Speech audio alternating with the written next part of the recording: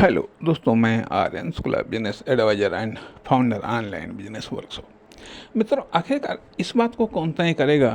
कि आपको बिजनेस में कितने समय तक रहना है, कितने समय तक रहना है,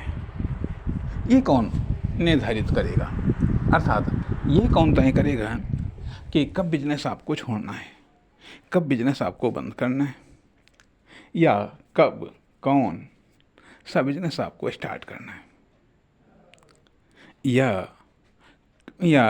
मतलब जैसा कि ये बात कही गई कि वह कार्य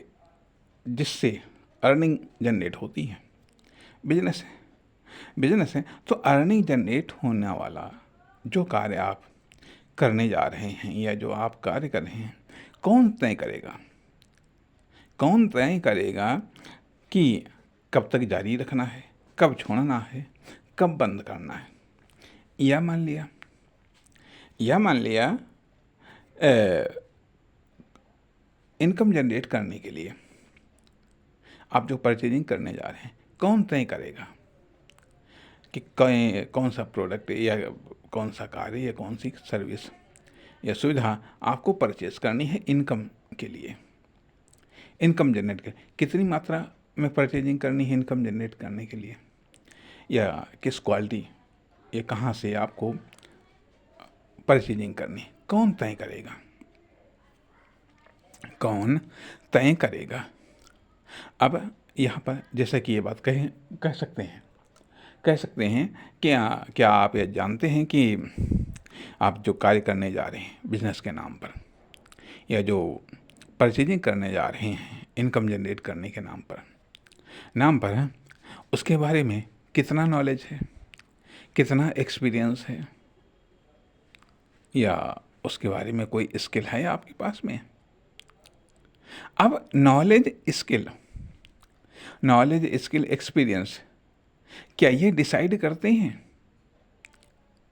क्या नॉलेज, स्किल, टैलेंट या एक्सपीरियंस, क्या ये डिसाइड करते हैं कि इनकम जनरेट करने वाला यह कार्य, इस कार्य से इनकम जनरेट होगी, इस कार्य से इनकम जनरेट होगी, इस परचेजिंग से इनकम जनरेट होगी, ये कार्य करते रहो तो इनकम जनरेट हो जाएगी, या ये परचेजिंग करते रहो तो इनकम जनरेट हो जाएगी? क्या ये नॉलेज डिसाइड करते हैं, या स्किल डिसाइड करता है, या टैलेंट डिसाइड करता है, या फिर एक्सपीरियंस डिसाइड करता है? अर्थात मित्रों, नॉलेज, स्किल, टैलेंट, एक्सपीरियंस ये सिर्फ ऑप्शन सुझाते हैं, ये सिर्फ ऑप्शन के बारे में जानकारी देते हैं, ये आपके सामने विकल्प रखते हैं, कार्य के रूप में विकल्प रखते हैं कि हाँ, इस कार्य से इनकम जनरेट आप कर सकते हैं, इस कार्य से आपके द्वारा इनकम जनरेट हो सकती है, इस परचेजिंग से इनकम जनरेट हो सकती है, इस परचेजिंग से इनकम जनरेट हो सकती है, या इस परचेजिंग से आप इनकम जनरेट कर सकते हैं, कर पाएंगे। लेकिन परफेक्ट या कंप्लीटली या डिफाइनडली तौर पर नहीं कह सकते हैं, क्योंकि आपसे अलग नॉलेज, आपके पास में जो नॉलेज है, स्किल है, टैलेंट है या एक्सपीरियंस है, ये आपके अलावा विकल्प हैं, या आपके टूल्स कह लीजिएगा, या आपकी प्रॉपर्टी कह लीजिएगा, या ये वो टूल्स हैं जो डिसीजन मेकिंग टूल्स कहलाते हैं, या जिनकी मदद से कोई डिसीजन लिया जाता है, चाहे वह एक्शन का हो, चाहे परचेजिंग का हो, या इन्वेस्टमेंट का हो, या फिर कोई कॉमर्शियल एक्ट के रूप में हो। लेकिन क्लियर ये नहीं करते हैं, ये क्लियर आप ही करते हैं। क्लियर इन्होंने ऑप्शन दिया, अब वो ऑप्शन आपको स्वीकार करना है या नहीं करना है, यह एक अलग की बात है। फाइनल तौर पर एक्शन तो आप ही लेते हैं। आपका नॉलेज, स्किल, टैलेंट, एक्सपीरियंस ये ऑप्शन दे सकते हैं, अब यहाँ पर एक सवाल ये भी उठता है कि जैसे कि आमतौर पर ये पूछ दिया गया कि भाई आप ये एक्ट अर्निंग के लिए आप ये एक्ट करने जा रहे हैं, इसके बारे में आपके पास में कितना नॉलेज है, कितना स्किल है, कितना टैलेंट है, कितना एक्सपीरियंस है। तो आपके पास में जितना नॉलेज, स्किल, टैलेंट, एक्सपीरियंस होगा, उसी के अकॉर्डिंग आप उस एक्ट में टिक पाएंगे, उसी के अकॉर्डिंग आप स्ट्रगल कर पाएंगे। उतनी मात्रा तक, उतनी समय सीमा तक, उतनी देर तक आपके पास में जो नॉलेज है, स्किल है, अर्थात उस एक्ट को लेकर के जो आपने समझा है, जो आपने स्वीकार किया है कि हाँ इससे इनकम जनरेट होगी, या वह परचेजिंग जिसके बारे में आपने ये समझा है कि हाँ ये यदि ये परचेजिंग करेंगे तो इससे हमको इनकम प्राप्त होगी, तो आप अपने नॉलेज, स्किल, टैलेंट, एक्सपीरियंस की मात्रा या क्वालिटी के आधार पर आप उसमें टिके रह पाएंगे, उसकी मात्रा के अनुसार आप टिके रह पाएंगे, उसकी मात्रा के अनुसार आप स्ट्रगल कर पाएंगे। यदि आपके पास में नॉलेज, स्किल, टैलेंट, एक्सपीरियंस, इन सब की मात्रा बहुत ही कम है, तो आप केवल कुछ समय तक ही टिक पाएंगे, कुछ समय तक ही आप स्टार्ट कर पाएंगे। उसके बाद में फिर इन चीज़ों की मात्रा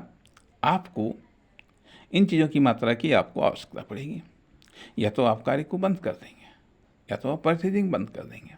अन्यथा आपको इन चीज़ों की आवश्यकता पड़ेगी। जब इन चीज़ों की आवश्यकता पड़ेगी और ये चीज़ आपके पास में है नहीं, तो आप इन चीज़ों की भी आप परचेजिंग करेंगे, इन चीज़ों की भी आप व्यवस्था करेंगे, तो या तो अरेंजमेंट कॉस्ट आएगी या परचेजिंग कॉस्ट आएगी। यदि आपके पास में नहीं है तो उसकी आप व्यवस्था करेंगे तो अरेंजमेंट कॉस्ट आएगी, यदि आप परचेज करेंगे तो परचेजिंग कॉस्ट आ जाएगी। ठीक, और उसके बाद में उनको कैसे एडजस्ट करना है, एडजस्टमेंट कॉस्ट अलग से आएगी। अब ये पता चलता है कि यदि न्यूनतम मात्रा ही है तो पता चलेगा स्टार्टिंग में ही इसकी आवश्यकता पड़ जाएगी, इनकी आवश्यकता पड़ जाएगी। तो इस कारण से ये कहा जाता है कि कम से कम एक कुछ मात्रा तो आपके पास में जो कार्य आप करने जा रहे हैं अर्निंग के रूप में, या जो आप परचेजिंग करने जा रहे हैं अर्निंग के रूप में, उसको लेकर के आपके पास में कुछ तो नॉलेज, स्किल, टैलेंट, एक्सपीरियंस होना चाहिए, ताकि कम से कम आप उसको स्टार्ट तो कर सकें। फिर आप धीरे धीरे आप उसकी व्यवस्था आप करेंगे,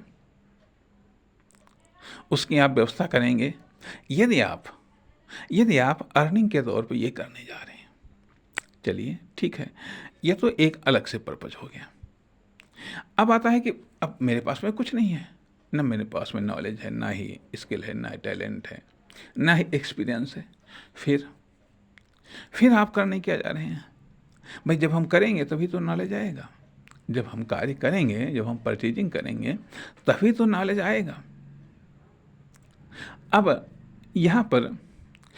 पता चलता है कि आपने कार्य को स्टार्ट तो किया है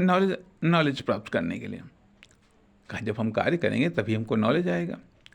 तभी स्किल डेवलप होगी, तभी कुछ टैलेंट विकसित होगा, और तभी तो एक्सपीरियंस होगा। अर्थात आपने कार्य की शुरुआत की है, आपने परचेजिंग स्टार्ट की है, जिसका उद्देश्य अर्निंग नहीं है,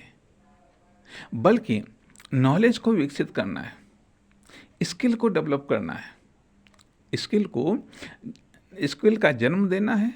स्किल को पैदा करना है और उसे विकसित करना है, टैलेंट को जन्म देना है और उसे विकसित करना है और एक्सपीरियंस को जन्म देना है, न कि इनकम। इनकम बढ़ाना पर्पज नहीं है, इनकम को प्राप्त करना पर्पज नहीं है। इसलिए अब यहाँ पर जो कुछ भी आप कर रहे हैं, जो कुछ भी आप टाइम दे रहे हैं, जो कुछ भी पैसा लगा रहे हैं, वह सब लर्निंग कॉस्ट है, वह सब लर्निंग कॉस्ट है। अर्थात ये परचेजिंग और ये है आपका एक्ट, ये सब लर्निंग में आता है। इसको लेकर के जो कुछ भी आप खर्च कर रहे हैं वो लर्निंग कॉस्ट, वह लर्निंग कॉस्ट। अब आपने लर्निंग कॉस्ट के लिए तो आपने परचेजिंग की, लर्निंग कॉस्ट के लिए आपने, लर्निंग के लिए आपने एक्ट को स्टार्ट किया, लेकिन हुआ क्या, जब उसमें कुछ अर्निंग होने लगी, लेकिन आपको लगा ये, अरे ये तो अर्निंग का भी है ना, ये तो अर्निंग का भी है, या मान लिया आपको कुछ उसमें अर्निंग होने लगी, अब आपका लर्निंग पर फोकस हट गया, अब आप लर्निंग के बजाय अर्निंग पर फोकस करने लगे। परिणाम न तो आपने अपना नॉलेज डेवलप कर पाए, ना आप अपना स्किल डेवलप कर पाए, ना टैलेंट, ना एक्सपीरियंस। जो जितना था, अर्थात जहाँ से आपने वहाँ से फोकस हटाया, उस लर्निंग से फोकस हटाया और अर्निंग पर फोकस किया, अर्निंग पर फोकस कर दिया, लर्निंग पर फोकस नहीं किया। अब वहाँ से वो लिमिटेड हो गया, आपका नॉलेज भी लिमिटेड हो गया, टैलेंट भी लिमिटेड हो गया, स्किल भी लिमिटेड हो गई और एक्सपीरियंस भी लिमिटेड हो गया। अब परिणाम ये कुछ समय तक संघर्ष करेगा, कुछ समय तक तो स्ट्रगल करेगा, और उसके बाद में कुछ समय तक तो ठीक है, लेकिन फिर ये स्ट्रगल करने लगेगा, फिर आपको लगेगा अब क्या करें,